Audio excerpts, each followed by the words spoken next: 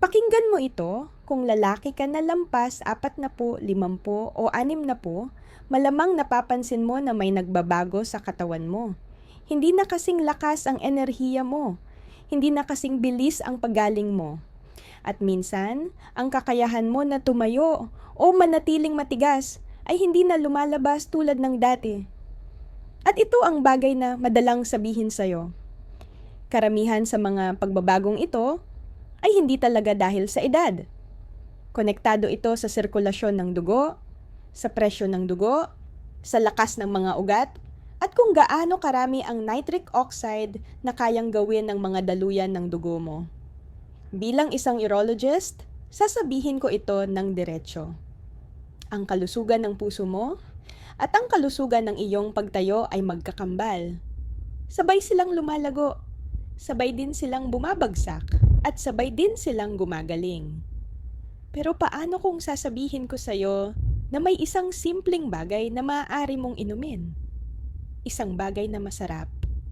Isang bagay na halos parang pang-dessert. At pwede nitong palakasin ang kakayahan mo na tumayo at manatiling matigas, habang tinutulungan din ang presyo ng dugo at ang pangkalahatang kalusugan ng puso mo. At hindi ito supplement. Hindi ito pill. Hindi ito anumang gimmick. Natural ito, organic ito, galing ito sa lupa at mabibili mo halos kahit saan. Tinatawag ko itong liquid black. At maniwala ka, kapag naintindihan mo kung ano ang ginagawa nito sa mga daluyan ng dugo mo, hinding-hindi mo natitingnan ang simpleng inumin na ito sa parehong paraan muli. Kaya manatili ka sa akin dahil sa video na ito, ipapakita ko sa iyo kung bakit epektibo ang inumin na ito.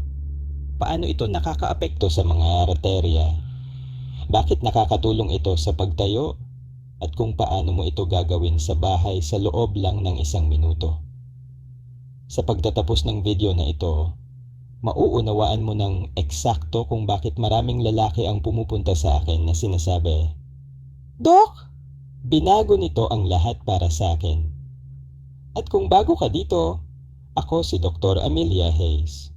Tinutulungan ko ang mga lalaki na protektahan ang kanilang kalusugan, pagbutihin ang kanilang performance, at magmukhang mas bata gamit ang totoong agham, hindi mga mito.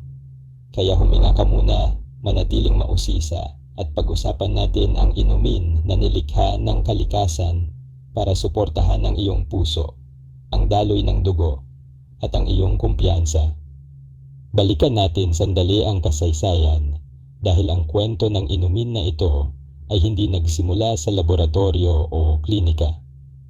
Nagsimula ito daan-daang taon na ang nakalilipas sa isang emperador ng Aztec na kilala sa kanyang lakas, stamina, at sa kanyang legendary na buhay pag-ibig. Sinasabing uminom siya ng 2 tasa ng parehong madilim at mayamang likido araw-araw. Hinalo niya ito sa mga pampalasa, herbs, at sili upang dagdagan ang kanyang vitality, enerhiya, at ang kanyang performance.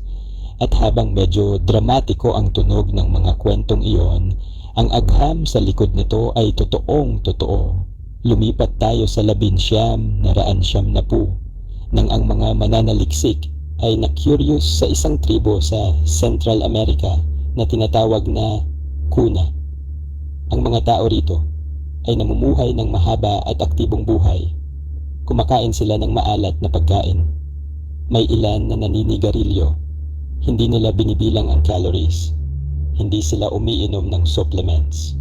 At gayunpaman, halos zero ang kanilang kaso ng mataas na presyo ng dugo, sakit sa puso, at cardiovascular decline. Hindi mababa lang, zero. Kaya mas pinaghusayan pa ito ng mga siyentipiko.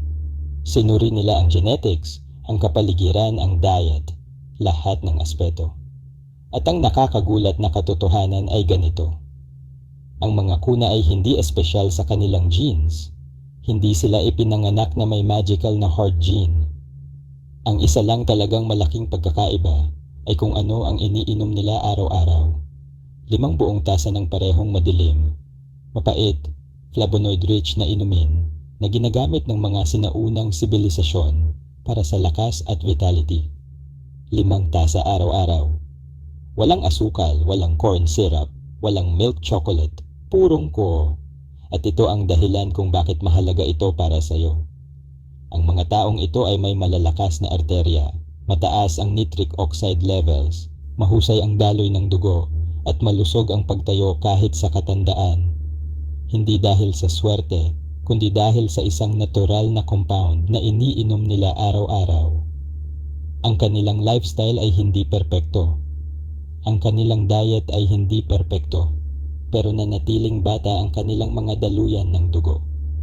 At tulad ng lagi kong sinasabi, kapag nanatiling bata ang iyong mga daluyan ng dugo, nananatiling bata ang lahat. Kaya tinawag ang inumin na ito na liquid black.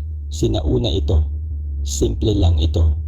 At isa ito sa ilang bagay na ginagamit ng tao sa loob ng maraming siglo upang palakasin ang vitality, enerhiya, mood, at sirkulasyon. At kapag naintindihan mo kung paano ito gumagana sa loob ng iyong mga daluyan ng dugo, makikita mo kung bakit nagawa ng mga sinaunang emperador at ng tribong kuna na panatilihin ang klase ng stamina na akala ng karamihan sa modernong lalaki ay nawala na magpakailanman. Ngayon, bago tayo mas lalong sumisid sa kung bakit sobrang lakas ng epekto ng inumin na ito, kailangan mong maunawaan ang isang katotohanan na madalang marinig ng mga lalaki. Ang kalusugan ng puso mo at ang kalusugan ng pagtayo mo ay parehong kwento. Hindi ito hiwalay na issue. Hindi ito dalawang magkaibang sistema. Isa lang itong sistema na nagpapakita sa dalawang magkaibang lugar. Kapag malakas ang puso mo, flexible ang mga daluyan ng dugo, at mataas ang nitric oxide levels, effortless ang pakiramdam ng pagtayo. Pero kapag bumagal ang sirkulasyon, tumigas ang mga arterya at nagsimulang gumawa ng mas kaunting nitric oxide ang endothelium, nagbabago ang lahat. Hindi na dumadaloy ang dugo tulad ng dati. Hindi na lumalawak ang tissue tulad ng dati. Ang firmness na dating maaasahan mo ay nagiging hindi consistent, unpredictable, or tuluyang nawawala. At dito kadalasan napapanik ang mga lalaki at sinasabi, "Tumanda na ako. Ganito talaga ang nangyayari." Pero ipinapangako ko sa'yo, hindi iyon ang buong kwento. Ang totoong nangyayari ay ganito. Habang nagiging hindi ka gaanong aktibo, habang natural na bumababa ang testosterone mo, habang tumataas ang inflamasyon, dahan-dahang nawawala sa mga daluyan ng dugo mo ang kakayahang gawin ang trabaho nila. Hindi na sila makadilaate tulad ng dati. Hindi na nila maitulak ang dugo sa erectile tissue ng may parehong lakas. At ang tissue mismo, ang smooth muscle sa loob ng penis, ay pwede ring magsimulang lumiit dahil sa kakulangan ng paggamit at kakulangan ng daloy ng dugo. Kaya may mga lalaki na naglalarawan sa kanilang pagtayo bilang mahina, malambot, maikling tumatagal, o napapansin ang pagbabago sa laki. Hindi ito guni-guni mo, ito ay sirkulasyon. At ito mismo ang dahilan kung bakit palagi kong sinasabi sa bawat lalaki na pumapasok sa aking klinika, kung gusto mo ng mas mahusay na pagtayo, kailangan mo munang suportahan ang cardiovascular system mo. Maaari kang uminom ng pills, supplements, o humanap ng shortcut. Pero sa huli, walang makakapalit sa malusog na mga arterya, responsive na mga daluyan ng dugo, at malakas na produksyon ng nitric oxide. Kapag mahina ang mga pundasyong ito, lahat ng nakatayo sa ibabaw nila ay nagiging mahina rin. Pero narito ang magandang balita at ang dahilan kung bakit mahalaga ang video na ito. Ang tamang nutrisyon ay pwedeng suportahan ang iyong mga arterya, palakasin ang endothelium, at pagandahin ang daloy ng dugo sa paraang direktang nagre-resulta sa mas matibay na pagtayo. Hindi mo kailangang tanggapin ang pagbagsak ng katawan. Hindi mo kailangang tanggapin ang dahan-dahang pagkasira. Maaari mong bigyan ang mga daluyan ng dugo mo ng kung ano ang kailangan nila para makabawi. At ang inumin na pinag-uusapan natin, tina-target nito ang eksaktong mekanismo na responsable sa sirkulasyon, nitric oxide at lakas ng pagtayo. Kaya hindi ito hype. Ito ay physiology. At kapag naintindihan mo kung paano ito gumagana sa loob ng mga arterya mo, mauunawaan mo kung bakit maraming lalaki ang nagsasabing mas bata, mas malakas, at mas buhay ang pakiramdam nila matapos itong idagdag sa kanilang routine. Kaya linawin natin kung ano talaga ang kailangan para ang isang lalaki ay makakita ng tunay at kapansin-pansing pagbabago sa kanyang pagtayo. Hindi pansamantalang boost, hindi mabilisang solusyon. Ang tinutukoy ko ay malalim at pangmatagalang pagbabago. Ang klase na nagmumula sa pagsuporta sa katawan sa tamang paraan. Una, kailangan mo ng malalakas at flexible na arterya na mabilis makapagbukas at maihatid ang dugo sa eksaktong oras na kailangan mo. Kung wala yon, hindi gagana ang proseso. Sunod, kailangan mo ng endothelium, ang lining ng mga daluyan ng dugo mo na kayang gumawa ng sapat na nitric oxide. Ang nitric oxide ay signal na nagsasabi sa mga arterya na mag-relax at mag-expand. Kung wala ang signal na iyon, hindi magsisimula ang pagtayo. Kailangan mo rin ng maayos na kontrol sa presyon ng dugo. Kung sobrang baba ng presyon, hindi sapat ang puwersa para itulak ang dugo sa erectile tissue. Kung sobrang taas naman, nasisira ang mga daluyan ng dugo sa paglipas ng panahon na nagpapahirap panatilihin ang pagtayo. Bukod dito, kailangan din malakas ang pelvic floor. Ang mga muscles na ito ay parang natural pump na tumutulong itrap ang dugo sa loob ng penis. Kapag humina ang mga muscles na ito, mas mabilis nawawala ang firmness. At huwag kalimutan ng anxiety, stress, at overstimulation. 3 bagay na pwedeng sabotahehin ang pagtayo bago pa man ito magsimula.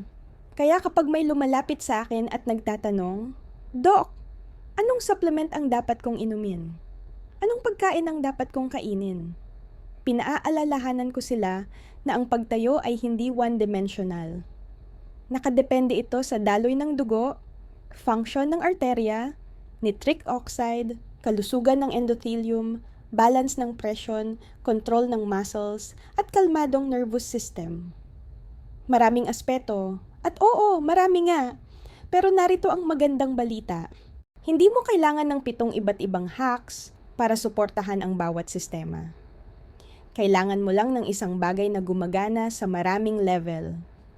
Isang bagay na nagpapalakas ng endothelium, nagpapataas ng nitric oxide, nagpapabuti ng sirkulasyon, sumusuporta sa presyon ng dugo, at nagpapababa ng inflammation sabay-sabay. At iyan mismo ang dahilan kung bakit napakabisa ng inuming ito. Tumitarget ito sa ilan sa mga key mechanisms ng sabay-sabay. Hindi ito magic. May tamang kombinasyon lang ng nutrients at natural compounds na gumagawa ng kung ano ang kaya na ng katawan mo. Karamihan sa mga lalaki, hindi na kailangan ng mas maraming pills. Kailangan nila ng mas malusog na arterya, mas maayos na daloy ng dugo, at mas malakas na vascular signaling. At kapag sinuportahan mo ang mga pundasyong ito, ang resulta kadalasan ay nakagugulat. Mas matibay, mas mabilis, mas maaasahan. At parang ang katawan mo ay bumalik sa dati nitong tugon taon-taon. Kaya sobrang excited ako na ibahagi ito sa aking mga pasyente. Kasi kapag naintindihan mo ang physiology sa likod ng pagtayo, mapagtatanto mo na ang pagpapabuti nito ay hindi basta hulaan lang. Ito ay agham. At ang inumin na pinag-uusapan natin ay may isa sa pinakamatibay na siyentipikong basehan. Ngayon, pag-usapan natin ang bituin ng video na ito, ang sangkap sa likod ng tinatawag kong liquid black. At hindi ito ang matamis na hot chocolate na kinagisna ng karamihan. Hindi ito Hershey's, hindi ito Nestle, hindi ito sugary syrup na ini-market bilang chocolate. Ang tinutukoy ko ay purong organic ang kakao, ang pinakamalapit sa iniinom ng mga sinaunang sibilisasyon at ng tribong kuna araw-araw. Ang tunay na kakao ay natural na mapait, madilim, at sobrang rich sa plant compounds na tinatawag na flavonoids. Ang mga flavonoids na ito, lalo na ang grupong kilala bilang proanthocyanidins, ang nagbibigay sa kakao ng malakas na epekto sa sirkulasyon, presyon ng dugo, nitric oxide, at kalusugan ng mga daluyan ng dugo. Kapag ang kakao ay pinroseso tulad ng karamihang commercial chocolate, iniinit, ini-alkalize, pinalalasa, at tinatanggal ang natural bitterness, nawawala ang eksaktong compounds na nagiging kapaki-pakinabang dito. Nasisira ang flavonoids, nawawala ang antioxidants, at ang natitira lang ay asukal, additives, at inflammation na may wrapper. Kaya maraming lalaki ang nagsasabi sa akin, "Doc, palagi akong kumakain ng chocolate. Bakit hindi ko nararamdaman ang benepisyo?" Kasi ang kinakain nila ay hindi totoong kakao. Ito ay candy. Ang purong kakao ay iba. Sinusuportahan nito ang lining ng mga daluyan ng dugo. Pinapalaki nito ang produksyon ng nitric oxide. Pinaparelax ang mga arterya. Pinapaganda ang function ng endothelium. At ginagawa ito ng walang crash, chemicals, o side effects na nakukuha mo sa sobrang processed na sweets. Kapag kumakain ka ng high-quality kakao, pinapakain mo ang mga arterya mo ng compounds na kailangan nila para manatiling bata at responsive. Sinusuportahan mo ang smooth muscle sa loob ng mga daluyan ng dugo. Pinapagana mo ang cardiovascular system tulad ng dati nitong ginawa noong mas bata ka pa. At narito ang nakakagulat sa karamihan ng lalaki. Ang kakao ay hindi lang nakakatulong sa puso. Direktang nakakaapekto ito sa tissue na involved sa pagtayo. Kasi ang parehong nitric oxide na tumutulong sa arterya mo na mag-expand ay ang eksaktong nitric oxide na kailangan ng erectile tissue mo para mapuno, mag-expand, at manatiling matigas. Ito ang dahilan kung bakit pinahahalagahan ng mga sinaunang kultura ang kakao para sa lakas at stamina. Hindi ito mito. Maaring wala silang science noon, pero ramdam nila ang resulta. At kapag sinubukan mo ang tunay na purong kakao, hindi ang processed na klase, maiintindihan mo agad kung bakit nilikha ng kalikasan ang makapangyarihang, mapait, at madilim na pulbos na ito para suportahan ang daloy ng dugo, vitality, at performance ng lalaki sa paraang halos wala ng ibang makakagawa. Kaya tinatawag ko itong liquid black, simple, natural, at isa sa pinakamabisang blood flow boosters na nakita ko sa clinical practice. Ngayon, himayin natin kung bakit may napakalakas na epekto sa daloy ng dugo at pagtayo ang mapait na madilim na pulbos na ito. Bawat daluyan ng dugo sa katawan mo, malaki man o maliit, ay may manipis at matalinong layer ng cells na tinatawag na endothelium. Isipin mo ang endothelium bilang control center ng buong vascular system mo. Kapag malusog ito, madaling naglalabas ito ng nitric oxide.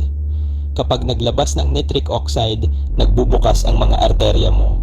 Dumadaloy ang dugo ng walang kahirap-hirap at naipapadala ang oxygen sa katawan mo ayon sa disenyo nito. Pero kapag inflamed, nasira o stressed ang endothelium dahil sa edad, kakulangan sa tulog, mataas na presyon ng dugo, paninigarilyo o mataas na asukal sa pagkain, bumababa ang produksyon ng nitric oxide. At kapag bumaba ang nitric oxide, nagiging mas mahirap ang lahat, literal at figuratively. Bumagal ang sirkulasyon mo, tumitigas ang mga arterya, hindi na lumalawak ang erectile tissue tulad ng dati, at ang firmness na gusto mo ay hindi na naroroon. Dito nagiging exciting ang kakao mula sa medikal na pananaw.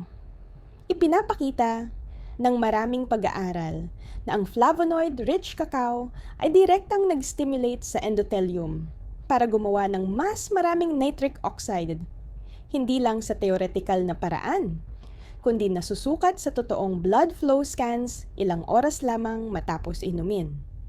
Isang pag-aaral ang nag-follow sa malulusog na adult na uminom ng flavonoid-rich cacao at nakita ang makabuluhang pagtaas sa daloy ng dugo sa loob ng 1 oras, 2 oras, 3 oras, at pati sa mga oras pagkatapos uminom. Ito ang klase ng sustained vascular response na hindi kayang ibigay ng karamihan sa supplements. Isa pang pag-aaral ang nag-track sa mga participants sa loob ng 2 linggo at natagpuan ang consistent na pagpapabuti sa arterial dilation, ibig sabihin, mas malaki ang pagbubukas ng kanilang mga daluyan ng dugo, mas mabilis ang tugon, at mas maraming dugo ang naipapadala ng may kaunting resistance. At narito ang bahagi na kailangang marinig ng maraming lalaki. Kahit ang mga smokers na kilalang mahirap gamutin dahil nasisira ng paninigarilyo ang endothelium, ay nagpakita ng improved vascular function matapos uminom ng high flavanol cacao. Ganito kapotente ang bagay na ito. Tinutulungan nito ang mga arterya kahit na may epekto na ang lifestyle sa kanila. Pinapababa rin nito ang platelet aggregation. Ibig sabihin, mas kaunti ang pamumuo ng dugo at mas malaya ang daloy. Mas mahusay na daloy ay nangangahulugan ng mas mahusay na supply sa puso, utak at sa erectile tissue. At sa lahat ng ito, ang nitric oxide ang pangunahing gumagalaw, ang parehong molecule na tina-target ng mga gamot para sa erectile dysfunction. Ngunit dito, sinusuportahan mo ang natural na kakayahan ng katawan mo na gumawa nito, hindi pinipilit ng pill. Ito ang dahilan kung bakit maraming lalaki ang nagsasabing mas mainit ang pakiramdam, mas puno, at mas responsive pagkatapos idagdag ang kakao sa routine nila. Hindi nila guni-guni. Ito ay physiology, ang vascular system na muling gumigising. At kapag naintindihan mo kung gaano ka-efficient ang KO sa pag-activate ng nitric oxide pathways, malinaw na kung bakit ganito kahusay ang simpleng inumin na ito at kung bakit ginagamit ito sa loob ng maraming siglo bilang natural enhancer ng energy, vitality, at performance. Ngayon, pag-usapan natin ang pag-aaral na tunay na nagpakita sa mundo kung gaano kapotente ang KO para sa erectile health. Sinundan ng mga researcher ang 101 lalaki na may diagnosed erectile dysfunction. Hindi lang mild cases, kundi mula mild hanggang moderate hanggang severe. Hindi sila umiinom ng pills. Hindi sila sumasailalim sa procedures. Ang tanging ginawa nila ay uminom ng 1 tasa ng KO na hinalo sa spices at chilies bawat gabi sa loob ng 12 linggo. At ang resulta, honest, remarkable. Ang mga lalaki na may mild ED ay nakakita ng 79% improvement sa kanilang sintomas. Ang may moderate ED ay 83% improvement. At kahit ang may severe ED na kadalasang pinakamahirap gamutin ay nakaranas ng 6 hanggang 7% pagpapabuti. Hindi ito placebo. Hindi ito wishful thinking. Ito ang physiology ng endothelium na tumutugon sa high flavanol nutrient na consistently na ibigay sa paglipas ng panahon. Ang nakakabilib pa, marami sa mga lalaking ito ay may iba pang health issues. May ilan na smokers, may ilan na may early signs ng heart disease, may ilan na may metabolic challenges at gayon pa man ay tumugon ang kanilang mga daluyan ng dugo. Pumuti ang nitric oxide signaling, naging mas malakas, mas matibay, at mas maaasahan ang kanilang mga erections. At alam ko na iniisip mo, uminom lang ng tasa ng tsaa na may spices at chilies gabi-gabi, parang pinaka-relaxing bedtime routine ito. Pero ang punto ay ito, ang flavonoids sa kakao ang gumagawa ng trabaho. Pinapabawi nila ang endothelial function. Sinusuportahan nila ang dilation ng blood vessels. Tinutulungan nila ang erectile tissue na mapuno tulad ng dapat. At hindi lang ito totoo para sa mga lalaki na may ED. Ang ibang pag-aaral ay tumingin sa mga may uncontrolled diabetes, kidney disease, congestive heart failure, hypertension, at kahit mga smokers na may vascular damage. Pareho ang resulta. Pinabuti ng flavonoid-rich cacao ang daloy ng dugo sa lahat. Sinusuportahan ang mas malulusog na arterya, pinabababa ang inflammation, pinabuti ang platelet function, pinataas ang nitric oxide production. At lahat ng ito ay direktang nakakaapekto sa kalidad ng pagtayo. Kaya palagi kong sinasabi sa mga lalaki, gusto ng katawan mo na gumaling. Gusto ng mga daluyan ng dugo mo na gumana. Gusto ng endothelium mo na gumawa ng nitric oxide. Kailangan mo lang ibigay sa kanila ang tamang raw materials at kakao. Ang flavanol-rich cacao ay isa sa pinakamabisang paraan para gawin iyon ng natural, ligtas at sustainable. Kapag nakikita mo ang ganitong pagbabago sa isang grupo ng higit sa 100 lalaki, maiintindihan mo na hindi ito hype. Isa itong tunay na science-backed na paraan na sumusuporta sa iyong vascular system at sa sexual health mo ng sabay. Ngayon na naiintindihan mo kung bakit ito gumagana, ipapakita ko sa iyo kung paano gawin ang inumin na ito sa tamang paraan. Dahil ang benepisyo ay lalabas lamang kapag ginamit mo ang totoong hyalurono, hindi yung matamis at stripped down na bersyon na binebenta bilang hot chocolate. Magsimula ka sa isang quality organic cacao powder na partikular na nagsasabing high flavonoid or non-alkalized. Mahalaga ito dahil kapag alkalized ang cacao, madalas tinatawag na Dutch, nawawala ang karamihan sa mga beneficial compounds nito sa proseso. Kapag nakuha mo na ang tamang kakao, kumuha ng isang buong scoop at idagdag sa isang mug ng mainit na tubig, hindi kumukulo. Sapat lang na mainit para matunaw ng maayos. Haluin hanggang matunaw ang powder sa isang madilim at rich na likido. Iyan ang iyong foundation. Sunod, idagdag ang isang teaspoon ng raw honey, hindi yung processed clear syrup na makikita mo sa plastic bears. Ang tinutukoy ko ay totoong raw honey na may natural na enzymes, antioxidants, zinc, at antifungal at antibacterial compounds. Tinutulungan din ng raw honey ang glucose regulation na nangangahulugang mas steady ang energy at mas maayos ang vascular function. Kapag hinalo mo ang kakao sa raw honey, makakagawa ka ng isang maayos na balanseng inumin. Malalim, madilim, bahagyang mapait, natural na matamis, at sobrang satisfying. Tinatawag ko itong liquid black dahil sa simple ang itsura sa labas. Pero ang ginagawa nito sa loob ng katawan mo ay anything but simple. At narito ang tip para sa mga lalaki na sensitive sa caffeine. Ang KO ay may kaunting natural stimulants. Kaya kung mapapansin mong tumitibok ang puso mo o nakakaramdam ka ng jitters, gamitin lamang ang kalahating scoop. Maraming lalaki ang nakakapansin na kahit kalahating scoop ay sapat na para sa mas maayos na circulation, init sa pelvic area, at noticeable na boost sa responsiveness. Ang inuming ito ay ginagawa sa loob ng mas mababa sa 60 segundo. Hindi kailangan ng fancy tools, blender, supplements, o komplikadong routine. Maaari mo itong inumin sa umaga para sa energy, sa hapon para sa focus, o sa gabi kung kaya mo ang caffeine. Pero kahit kailan mo ito inumin, pareho ang layunin. Maihatid ang flavonoids diretso sa iyong mga daluyan ng dugo para magsimulang mag-repair, mag-produce ng nitric oxide at magbukas tulad ng dapat nila. At ang pinakagusto ko sa recipe na ito ay kung gaano ito accessible. Simple, mura, natural, at nagbibigay sa iyong vascular system ng eksaktong kailangan nito para suportahan ang malakas na circulation, malusog na presyon ng dugo, at steady, reliable na performance. Kapag regular mong iniinom ang high flavonoid cacao, hindi ka lang sumusuporta sa isang bahagi ng katawan mo, kundi sa buong sistema na kumokontrol sa iyong enerhiya, daloy ng dugo, presyon, mood, at performance.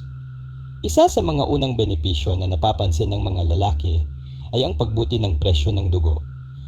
Ang KO ay nagpaparelax sa mga daluyan ng dugo, kaya mas malayang dumadaloy ang dugo at natural na naibabalik ang presyon sa mas malusog na range sa paglipas ng panahon. Pinapababa nito ang strain sa puso at pinapabuti ang pangkalahatang cardiovascular function. Nakakaranas din ang mga lalaki ng mas mahusay na vascular flexibility. Ang mga arterya mo ay nagiging mas responsive, bumubukas ng mas malaki at mas mabilis kapag kailangan ng katawan mo ng dagdag na daloy ng dugo. Dahil dito, mararamdaman mo ang mas init, mas sensitivity, at mas fullness sa mga lugar na mahalaga. Isa pang makapangyarihang benepisyo ay ang pagbawas ng platelet aggregation. Ibig sabihin nito, ang dugo mo ay hindi gaanong malagkit, mas kaunti ang tendency na mag-clot, at mas malaya ang daloy. Mas mahusay na daloy ng dugo ay nangangahulugan ng mas mahusay na supply ng oxygen sa cells, mas mahusay na daloy ng nutrients, at mas malakas na suporta sa utak, puso, at erectile tissue. At narito pa ang inflammation, isa sa pinakamalaking kalaban ng malusog na arterya. Ang mga antioxidants sa KO ay lumalaban sa inflammation sa endothelial level. Pinoprotektahan ang mga daluyan ng dugo mula sa pinsalang dulot ng edad, stress, processed foods, at environmental toxins. Kapag bumaba ang inflammation, tumataas ang nitric oxide. At kapag tumataas ang nitric oxide, mas madali na ang lahat ng may kinalaman sa daloy ng dugo. Ramdam mo ito sa iyong enerhiya, sa iyong paggaling, at ramdam mo rin sa iyong firmness. Sinusuportahan din ng kakao ang mas malusog na glucose at lipid metabolism. Ibig sabihin na mas stable ang blood sugar, mas maayos ang cholesterol ratios, at mas kaunti ang metabolic stress sa cardiovascular system mo. Kaya ipinapakita ng mga pag-aaral ang benepisyo hindi lang sa malulusog na adult, kundi pati na rin sa mga lalaki na may hypertension,